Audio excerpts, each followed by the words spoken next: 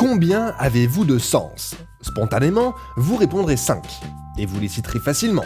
Le goût, l'odorat, la vue, l'ouïe et le toucher. C'est en tout cas ce que vous avez appris à l'école.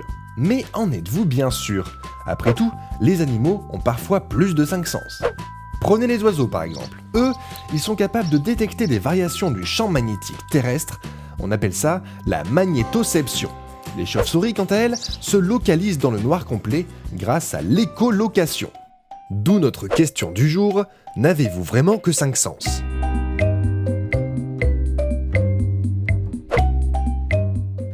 Si vous pensez que vous avez seulement 5 sens, c'est à cause d'Aristote. Aristote, c'est un philosophe grec du IVe siècle avant notre ère. Sa définition des sens est très restrictive et pour lui, il ne peut tout simplement pas en exister plus.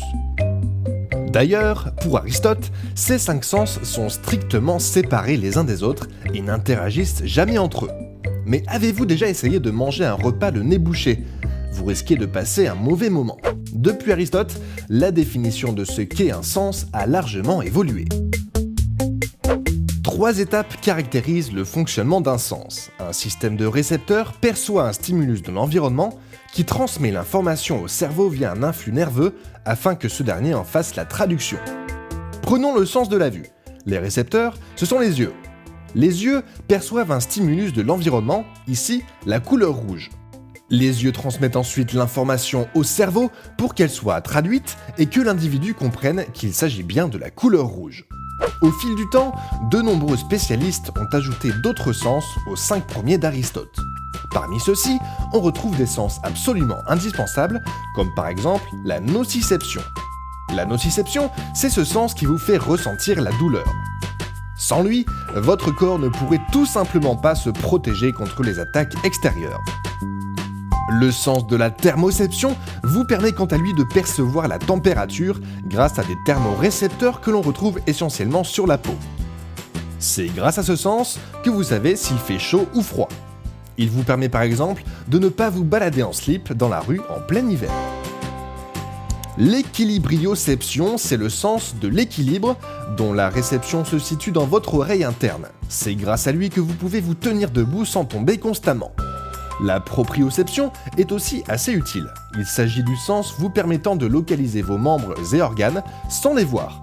Plutôt pratique pour se curer le nez. Mais ce n'est pas tout, puisque vous avez aussi le sens de l'effort.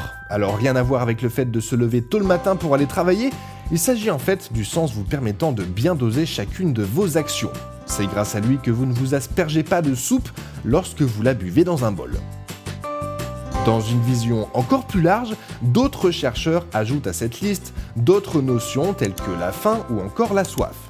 Bref, vous l'aurez compris, si un individu peut vivre normalement, c'est grâce à la combinaison de tous ses sens qui interagissent les uns avec les autres et se complètent.